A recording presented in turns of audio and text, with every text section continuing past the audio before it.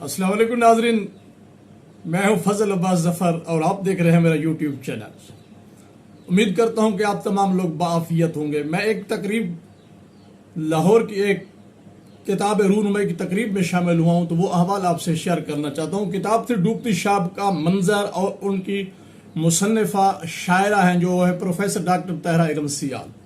उन्होंने हमें हुक्म दिया था कि आप हमारी किताब की तकरीब रूनुमाई में शामिल हों, तो हम खुशी दौड़ते हुए वहां पहुंचे। जो हमारे साथ अहवाल रास्ते में हुआ वो मैं आपसे शेयर करना चाहता हूं कि मैं कोट छुट्टा से बैठा हूं। सुबह जब हम यतीम खाना चौक पर रुके हैं तो एसी कोच पे सवार थे हम लोग। यतीम खाना पे उसने बहुत स्टॉप किया तो मैं नीचे उतरा। मैंने कहा देखूं क्या हुआ है कि इतना टाइम लगा रही है गाड़ी। मैं नीचे गया हूं तो जब ये जो सवारियों के सामान के लिए जगह बनी होती है, वहां से 50 बड़े बकरे और 36 छोटे बकरे बाहर निकालने थे। उन लोगों ने 50 निकाल लिए गए, 36 में से 35 जब बरामद हुए तो झगड़ा हो गया मालिकान और गाड़ी के ड्राइवर और कंडक्टर वगैरह से। भाई एक बकरा कहाँ गया। हम नीचे आए तो हमने ये मौजज़ा देखा कि इतना छोटी जगह से इतना बड़े बकरे बरामद हुए जिसकी पिकअप के 2 डाले भरे गए, जिनसे एक छोटे बकरों से भरा गया और एक बड़े बकरों से। बड़ी हैरत हुई कि हम क्या कर रहे हैं। राजनपुर से लाहौर तक ये बकरे किस तरह गए होंगे, हमें ये एहसास बिल्कुल नहीं है। हम वहां पहुंच गए यादगार चौक।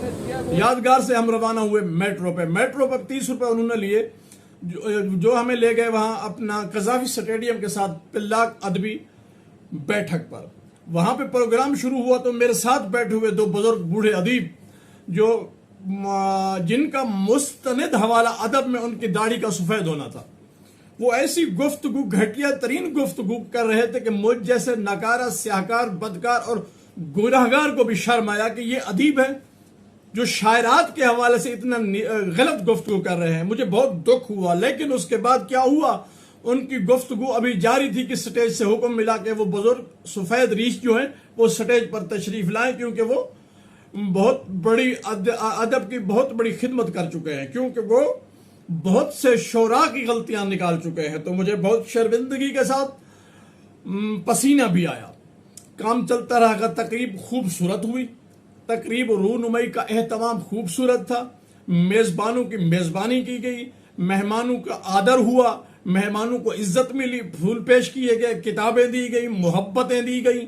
शायरा और शायरा की फैमिली की तरफ से और उसके बाबा की तरफ से जो मोहब्बत मिली हम उसे हमेशा याद रखेंगे। जो उनके बच्चों से हमें मोहब्बतें मिली वो हम हमेशा याद रखेंगे। और हम डूबती शाम का मंजर की तकरीब रूनुमाई के एहतमाम पर और इस किताब के आने पर प्रोफेसर डॉक्टर ताहिरा इरम सियाल को मुबारकबाद पेश करते हैं। बकिया हाल मज़ामीन जो हमने पेश किया, इजहार ख्याल किया, वो फेसबुक पे पहले शेयर कर चुके हैं, आज भी शेयर कर देंगे।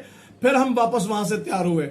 वापसी पर हमने आके मुल्तान स्टे किया। रात 11 बजे हम मुल्तान पहुंचे। जो मुल्तान में ने होटल पे रिहाइश की। सुबह जब रवाना हुआ तो मुजफ्फरगढ़ से फाटक चौक से एक नौजवान मोहम्मद काशिफ पानी वाला सवार हुआ, जिसके दोनों बाजू जो है ना वो इस तरह हैं।